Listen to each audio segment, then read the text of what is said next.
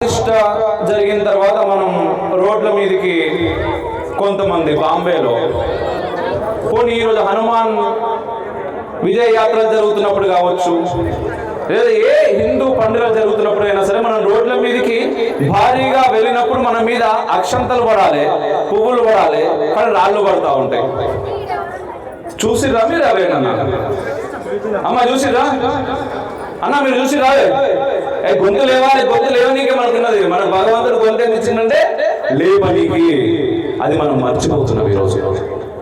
చూసిరా? చూసిన తర్వాత కూడా మన తల్లికి జైవతిని కూడా చేతులు లేస్తలేవంటే రేపటి నాడు ఎవరన్నా మన మీదకి కొట్టనీకో, లేకపోతే రాళ్ళు ఎత్తి పడేయనీకో, అంటే మనల్ని ఆశీర్వదించనీకో అట్లా వచ్చేదనుకోవాలి. అప్పుడు ఏం లేస్తాయి? జైవటనీకే చేతులు లేవకపోతే అప్పుడు ఏం లేస్తాయి? ఏం లేవు. మరి వద్దున నాయన మేము పోతాం రా బాబు, మా రాముడిని బజార్లో పెడతాం, మేము వెళ్ళిపోతాం అంటాం. మనం పోదామా? అట్లా ఏ దేశం ఇది? ఏ దేశం ఇది? మరి మన తల్లి మనం చేయగొట్టాలా? అదా ఎట్లా కొట్టాలి? చేయి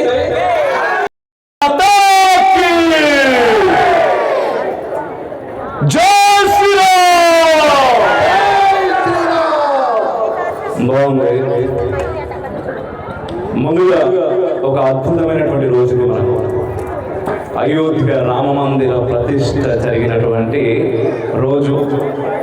అండ్ అటువంటి రోజు మనం ఒక అద్భుతమైనటువంటి కార్యక్రమం మన పాలమూరులో జరుపుకుంటున్నాం. ఇంతమంది మీరందరూ ఇక్కడ పాల్గొన్నారు. మీతో పాటుగా నన్ను కూడా ఈ అద్భుతమైనటువంటి కార్యక్రమంలో భాగం చేసినందుకు ముఖ్యంగా మీ అందరికీ చాలా చాలా చాలా ధన్యవాదాలు. అయితే ఒక్క విషయం, మనం భారత్ మాతాకి జయగొట్టినప్పుడు నాకు తెలిసి చాలా మంది నోళ్ళు లేచినవి, చాలా మంది నోళ్ళు ఇక్కడ లేచినవి, కానీ చేతులు లేస్తారు.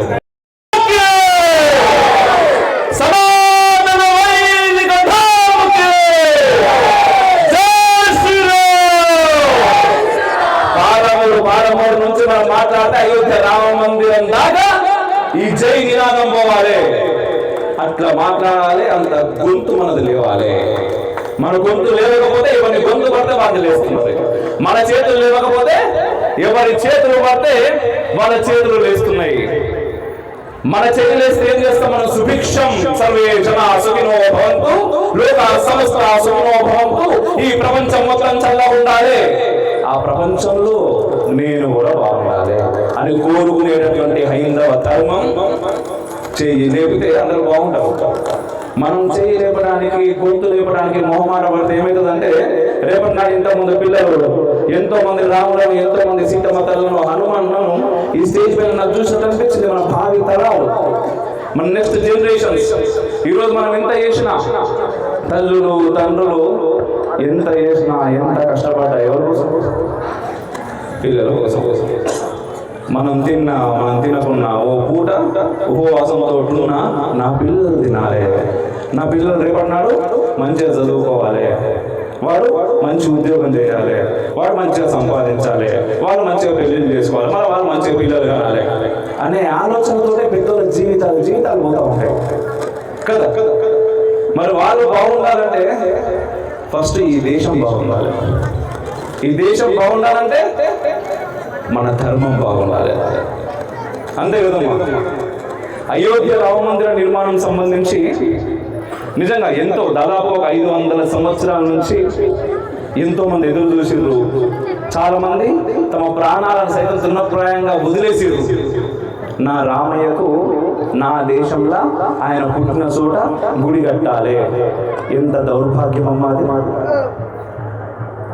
మన ఇంట్లో పెద్ద ఆయనకు ఓ కుర్చీలో ఆయన కూర్చోవడానికి ఇప్పుడే కొట్టిన పోరాడే కాదు, ఇంటి పక్కని పర్మిషన్, ఆ పక్కన పర్మిషన్, మన ఊరికి కొత్తగా వేరే ఎవడన్నా వస్తే వాడి పర్మిషన్ కూడా తీసుకొని అప్పుడు నా కుర్చీలో నేను కూర్చోవచ్చునా? ఎట్లుంటుంది అది? ఎంత చండాలంగా ఉంటుందా? అట్లాంటి దీన పరిస్థితులు 500 ఏళ్ళు చూసిన ఈ దేశానికి అస్తిత్వం శ్రీరామచంద్రుడు. ఆయన పుట్టిన ప్లేస్లో ఆయన గుడి కట్టుకోనికి అంత కష్టపడ్డాడు. ఫైనల్గా గుడి కట్టుకున్నాం. సంతోషం కదా? సంతోషమో కాదు? కానీ అక్కడి నుంచి మొదలైంది మళ్ళీ తిరోగమనం. ఎందుకంటే ఏం జరిగిందమ్మా, మనకు స్వతంత్రం వచ్చిందని మనం మాట్లాడినాం, కానీ స్వతంత్రం వచ్చడంతో పాటు మనకి ఇంకా చాలా వచ్చినాయి. మన నెత్తి మీద చాలా రుద్దిర్రు.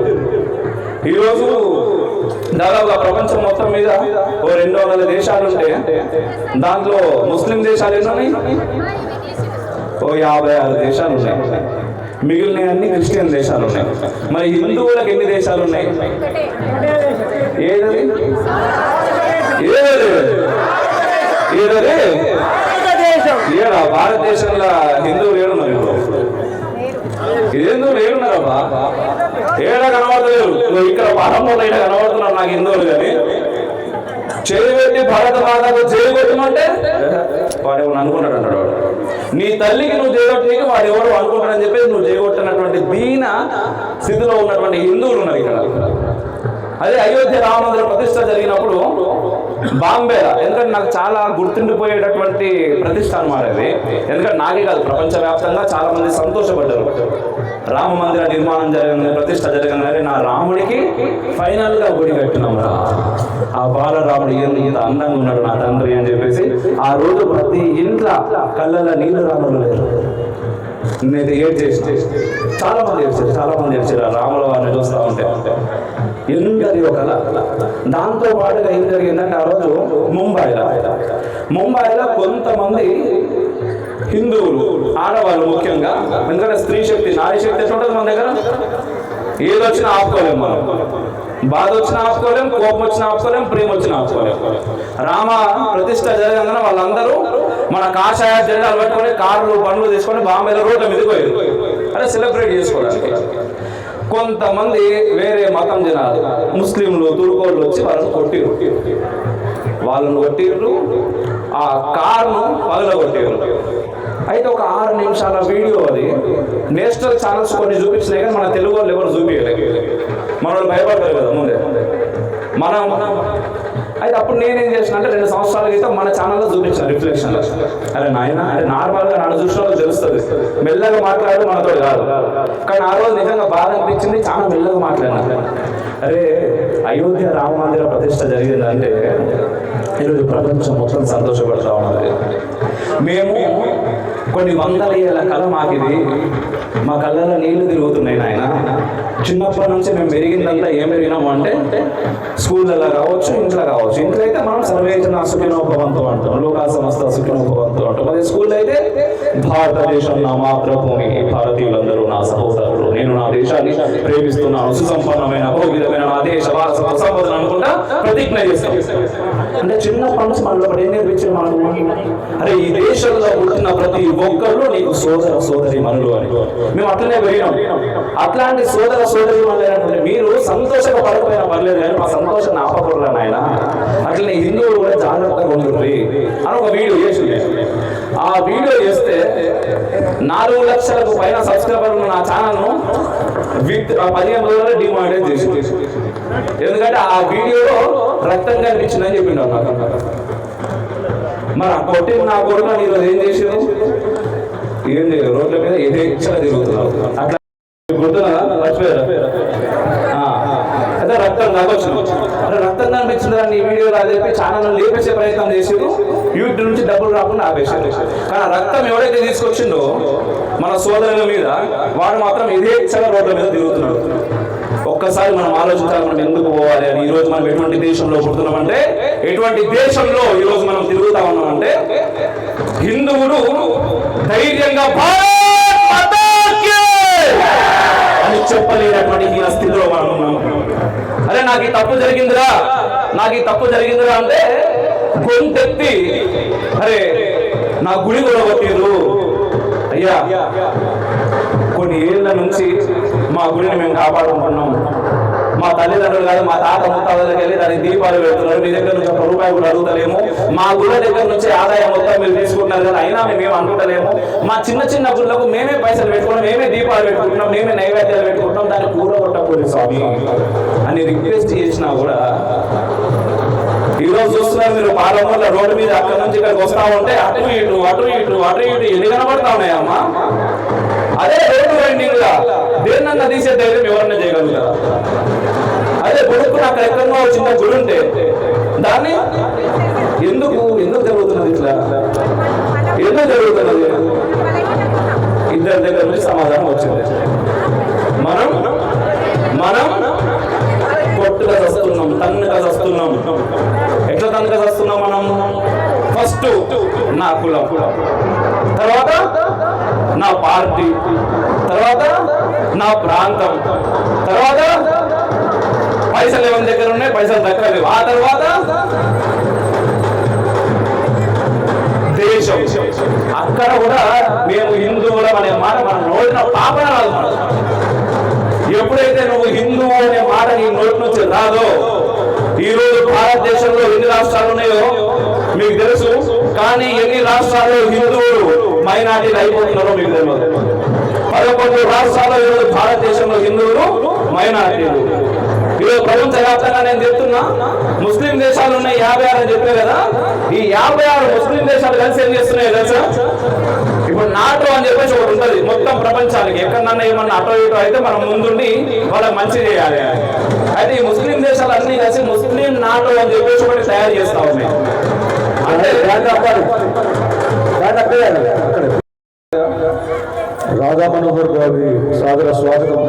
హైందవ శక్తి సేవా సంస్థ తలపెట్టిన ఈ కార్యక్రమానికి విచ్చేస్తున్నటువంటి కార్యక్రమం సంకల్పం చేసినప్పటి నుంచి కూడా ఆశీర్వదిస్తూ తిరుపతి నుండి ఇక్కడికి వారు రావడం జరిగింది.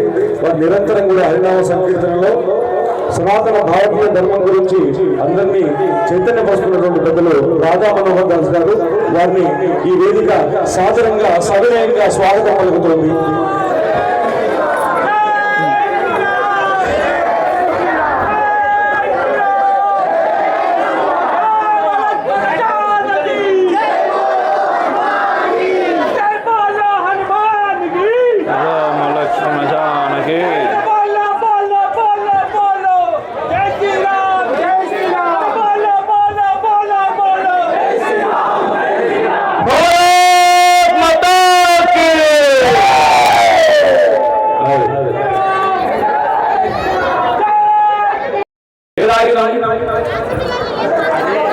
గుర్తుందా అమ్మా? ఇల్లు కొంచెం 10 నిమిషాలు మాట్లాడబోతానే. ఎలా అయినా ముస్లిం నాటో దగ్గర అయినా అయితే వాళ్ళందరూ కలిసి ఏంటంటే 56 దేశాలే ఉన్నాయి మాకు, చాలా తక్కువ దేశాలు, చాలా తక్కువ మంది జనాలు ఉన్నాము, మా మీదకి ఎవరైనా వస్తే ఎట్లా అని చెప్పి మేమందరం కలిసి ఉంటాము అని చెప్పేసి ఒక ముస్లిం నాటో అని చెప్పేసి ఓ దాన్ని క్రియేట్ చేసుకున్నారు. ఏంటి అంటే ఈ 50 దేశాల మీద ఏ ఒక్క దేశం మీదకి బయట వచ్చినా కూడా మేమందరం కలిసిపోతాం. ఇక 200 దేశాల్లో 56 పోతే మిగిలిన దేశాలు ఎవరి? దేవుడి బిడ్డలే. ఇక మిగిలింది ఒకటి ఉన్నది నాయన, ఈడ భారతదేశం. మరి ఈడ ఎవరున్నారు? ఈడ వాళ్ళే ఉన్నారు. ఇక ఇక్కడనో పాలమూరు లాంటి చోట్ల మన లాంటి వాళ్ళు కొంతమంది బొట్లు పెట్టుకొని అరే మేము హిందువులం, మేము జై శ్రీరామ్ అంటాం అని ముందుకు వస్తాం. కానీ ఏం ప్రయోజనం ఉన్నది? ఎప్పుడైతే ఇంతకుముందు చెప్పినటువంటి ఆ అడ్డుగోడలను దాటుకొని మనం ముందుకు వస్తామో, ఈ దేశాన్ని మనం కాపాడుకోగలుగుతాం. ఈ దేశం ఎప్పుడైతే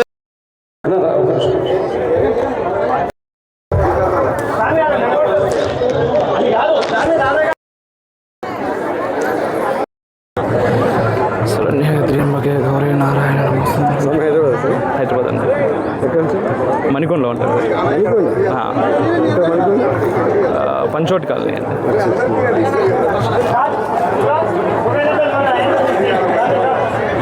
జై శ్రీరామ్.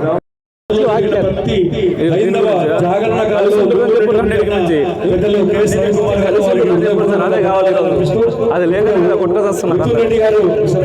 బలం గురించి చెప్పుర్రి, మన బలహీనత ఏంటిది? ఒక 2 నిమిషాలు మాట్లాడతారు, తర్వాత మన కార్యక్రమం ముందు కొనసాగుతుంది.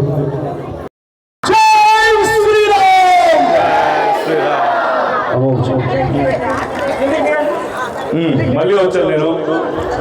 ఒకసారి గట్టిగా నవ్వుకుందాం అందరం. అదే ఈరోజు ఏంటంటే ప్రతి ఒక్కరు మనం చూసి అట్లే నవ్వుతున్నారు బాగా. ఇప్పుడు మన పరిస్థితి ఏముందంటే, ఇప్పుడు నవ్వొచ్చింది కదా, నేను మళ్ళీ మైక్ తీసుకోగానే మీ అందరికి నాకు కూడా వచ్చింది. ఈరోజు ప్రతి ఒక్కరూ ప్రపంచం మొత్తం కూడా ఈ దేశాన్ని చూసి అతను అవుతున్నారు. ముఖ్యంగా ఈ దేశంలో ఉన్న హిందువులతో సహా మిగిలిన మతాలు కూడా మనల్ని చూసి అట్లా నవ్వుతున్నారు. ఎందుకు నవ్వుతున్నారు? అరే వీళ్ళ ప్రియారిటీస్ వేర్రా. ఇంత చెప్పిన కదా పిల్లల గురించి. ఏం చేయాలి మీ పిల్లలు?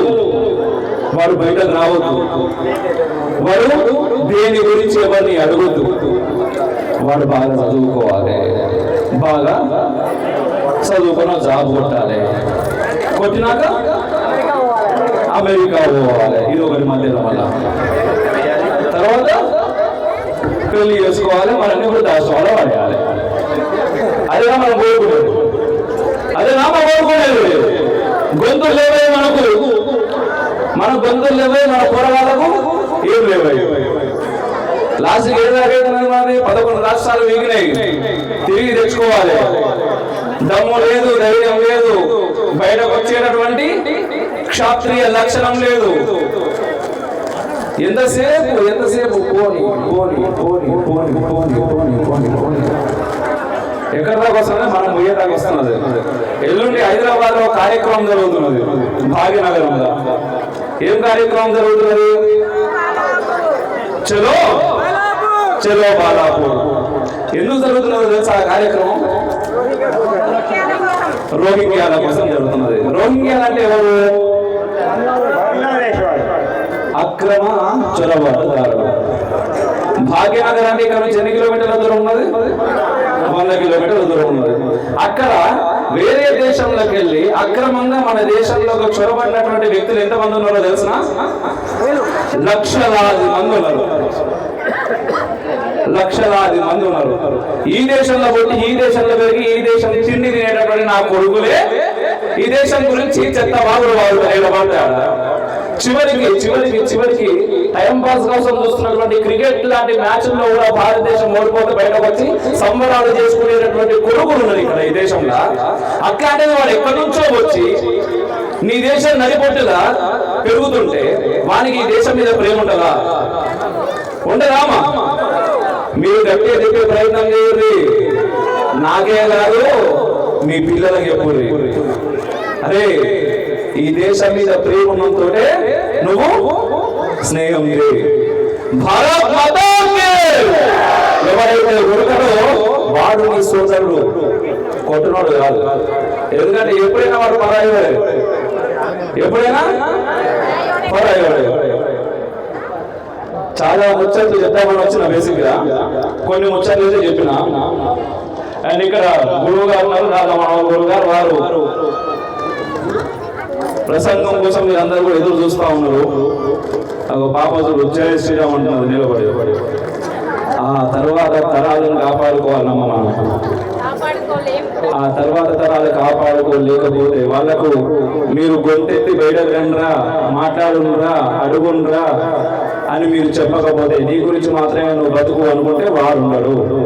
వాడు ఉండకపోతే ఏమవుతుంది? మీరు సంపాదించి పెడుతున్నారు కదా పక్కకు, అవన్నీ ఎక్కడి నుంచి వచ్చిన రోహింగ్యా గాడో లేకపోతే ఇంకేడికి వెళ్ళి వచ్చిన ఇంకోడు అన్నీ తీసుకొని పోతాడు. వాళ్ళకి అదొకటే నేర్పిస్తున్నారు. ఏం నేర్పిస్తున్నారు? అరే మనకు సంపాదన అవసరం లేదు, మనకు సంతానం కావాలి. ఎందుకంటే వీళ్ళు హిందువులందరూ సంపాదించేది మన కోసమే. సంపాదిస్తారు లాస్ట్ వాళ్ళ కూతుర్ని మనల్ని ఎక్కబోతాం లవ్ జిహాద్ కింద. అప్పుడు ఏమవుతుంది? మన సంపాదన మనకే వస్తుంది. మనం చేయాల్సింది అది అని చెప్తున్నాం. మనమేం చేస్తున్నాం?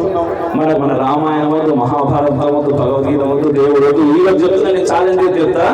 ఇంతమంది ఉన్నాం కదా ఇక్కడికి ఎవరైనా వచ్చి నీ రాముడు దేవుడు కాదు అని చెప్పినా కూడా ఏం పీకలేము. అట్లాంటి స్థితిలో ఉన్నాం మనం. ఎవరండి అది? ఏం పీకలేము అంటే ఇక్కడ దాదాపుగా 99.9% అవునని అన్నారు. కానీ 0.01% చీజు చెన్నాడుతూ ఉన్నారు. అంటే మన భావన అక్కడ ఉన్నది, అది వాస్తవం. నీ శ్రీరాముడు ఎవరు? ఆయన దేవుడు కాదన్నా కూడా మనం ఏం చేయలేకపోతే ఎందుకు మన బతుకులు?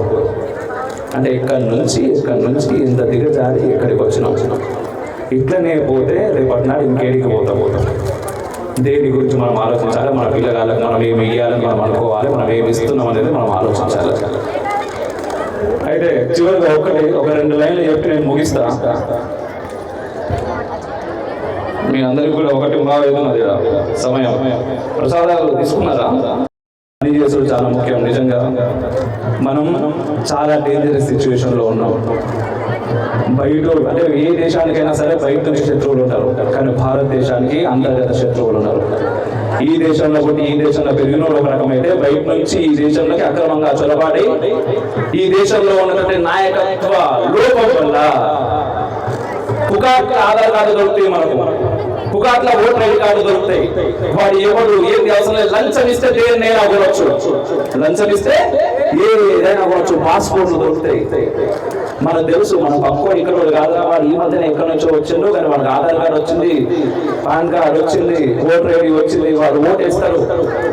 అయినా మనకు కొట్టారు పోతే పోనీ కాదు, రేపటి నాడు వాడు మీ ఇంట్లో చూస్తుంటాడు, నిన్ను రోడ్లకు దిగ తరిమేస్తారు. ఇదే జరిగింది కాశ్మీర్లా, ఇదే జరిగింది బంగ్లాదేశ్లా, ఇదే జరుగుతుంది దేశం మొత్తం. అయినప్పటికీ ఇప్పటికీ మన నోట్లు లేవకపోతే రేపటి నాడు మనందరం కూడా అడుగుతుంది, నీకు బొచ్చెలు కూడా వేయాలి, వాడే వేయాలి. అవి అడుగుతుంది, నీకు ఒక బొచ్చి ఇవ్వని మనం అడుక్కోవాలి. అట్లాంటి స్థితి అమ్మా, నవ్వుడు కాదు నిజం ఇది. అట్లాంటి స్థితి అది త్వరలో ఇక మన పిల్లలు ముక్కు పచ్చరాని పిల్లలు ఉన్నారు కదా, ఇది మనం లక్షల కోట్లు సంపాదించి వాళ్ళ కోసం పక్కన వెళ్దాం అనుకున్నటువంటి పిల్లలు రేపటి నాడు వాళ్ళ భవిష్యత్తు, అటువంటి భవిష్యత్తు వాళ్ళకి ఇద్దామా మనం? అటువంటి భవిష్యత్తు ఇవ్వద్దు అంటే సమాధానం కూడా ఎక్కడో లేదు, మా అందరికీ తెలుసు. కానీ మనం పాటించే ప్రయత్నం చేద్దాం. అయితే అయ్యా పాటించాలి, బరాబర్ పాటించాలి, లేకపోతే ఏం ప్రయోజనం ఉండదు. చెప్తున్నా కదా, ఇట్లనే నాలాంటి వస్తారు, 10 నిమిషాలు మాట్లాడతారు, ఊరుతాం కింద జై కొడతాం, తర్వాత ఇంటికి పోయిన తర్వాత పోయిన తర్వాత కాదు మన పని ఏంది, మన ముచ్చటేంది, రేపు పొద్దుగా లేదు, ఈరోజు రాత్రికి పని ఏంది, పొద్దుకి ఏముండదాం. పిల్లగాళ్ళు స్కూల్లో పోతున్నారా లేదా, ఆ స్కూల్లో ఫీజుల కోసం మనం ఇద్దరం కలిసి పనిచేయాలి. ఎందుకంటే ఎల్కేజీకి 50,000 ఫీజు లక్ష ఇద్దరం పనిచేస్తున్నప్ప కాదు. అసలైన చదువు అంటే ఏంటిది పోరగాళ్ళకి అది తెలిపే ప్రయత్నం చేయాలి. అన్నిటికి మించి సంస్కారం నేర్పుతుంది. ఆ సంస్కారం కోసమే శ్రీరామచంద్ర ప్రభువు ఆయన మన కోసం మనిషిగా పుట్టి మనిషిగా పెరిగి ఎన్ని కష్టాలు పడడం మా తండ్రి, ఎన్ని కష్టాలు పడడు. ఆయనకు అవసరమా? ఆయనకు అవసరం.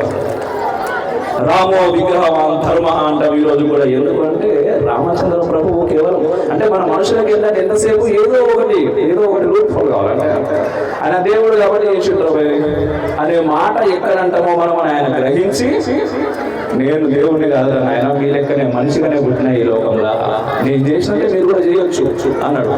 అందుకోసమే తెల్లారితే పట్టాభిషేకం రామచంద్రుడికి.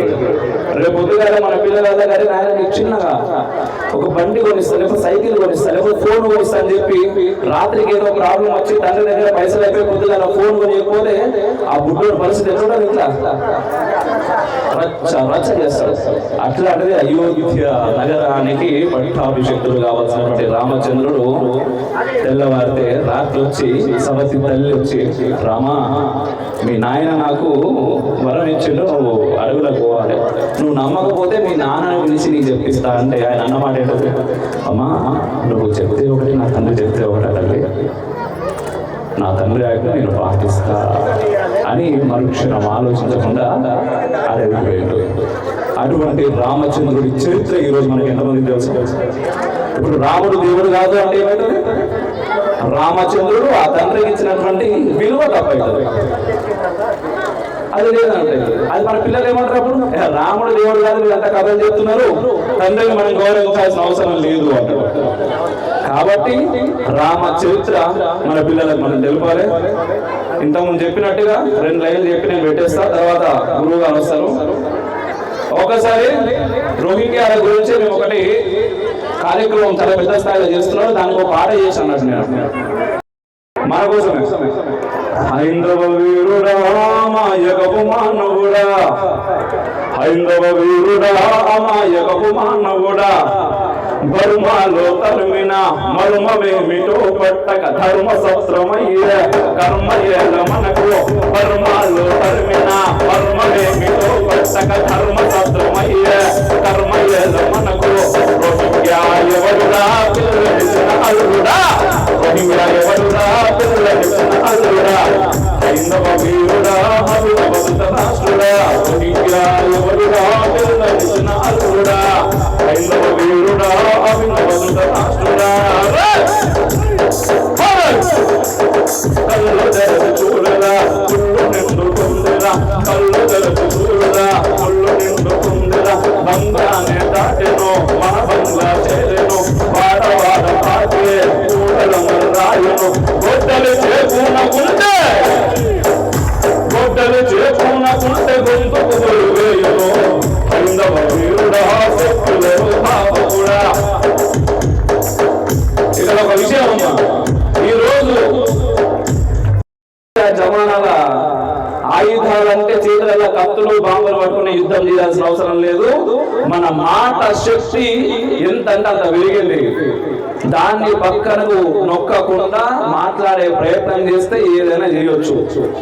అన్నిటికీ మించి ఇంతకుముందు ఫస్ట్ లో ఇప్పుడు ఇక్కడ 3 భాగాలుగా ఈరోజు మాట్లాడేసరికి ఫస్ట్ దానికి రాజధానికి లింక్ చేయాల్సి వస్తున్నది.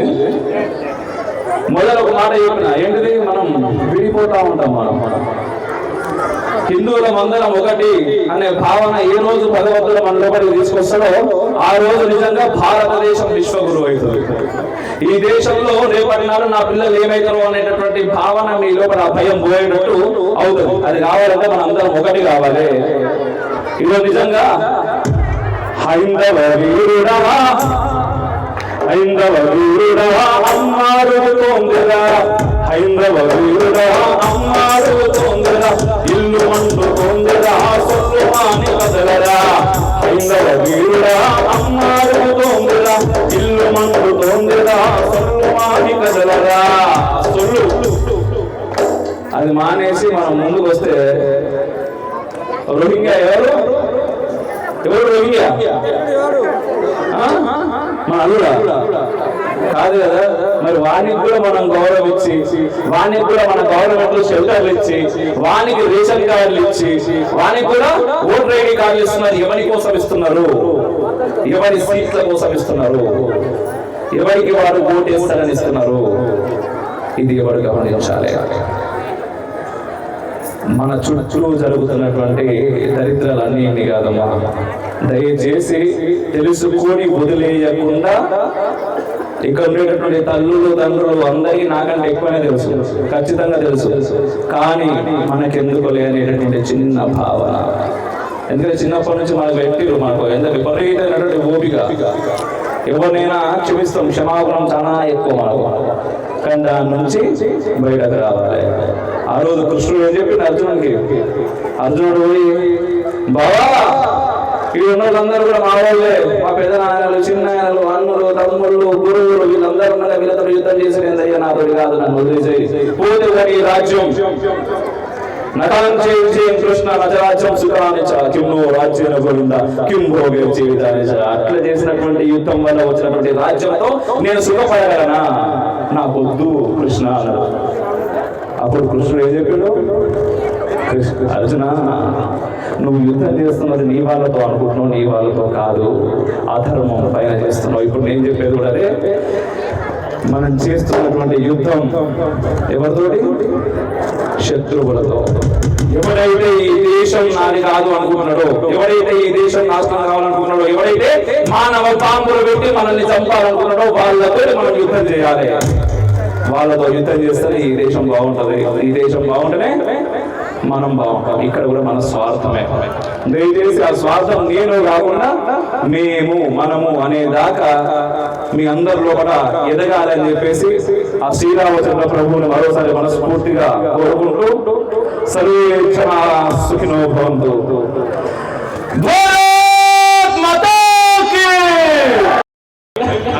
ఒక విషయం చెప్పాలమ్మా, ఇప్పుడు ఛత్రపతి శివాజీ మహారాజ్ ఆ మాట చెప్పకుండా పోలేదు. మనం తిట్టుకున్నాం, మనల్ని మనం తిట్టుకున్నాం. కానీ ఒక మాట నిజంగా మనకందరికీ అనిపిస్తుంది, మన చరిత్ర మనకు చెప్తా ఉంటది. ఎంతసేపు వాడెవడో వచ్చిండు ఈ దేశం మీదకి దండెత్తిర్రు నేను ఓడగొట్టిర్రు, ఇంకోడెవడో వచ్చిండు ఈ దేశంని దండెత్తిర్రు నేను ఓడగొట్టిర్రు. దాదాపు అట్లాగా ఒక 1200-1300 సంవత్సరాలు మన దేశం మీదకి వస్తూనే ఉన్నారు, దండెత్తనే ఉన్నారు, ఓడగొడుతూనే ఉన్నారు.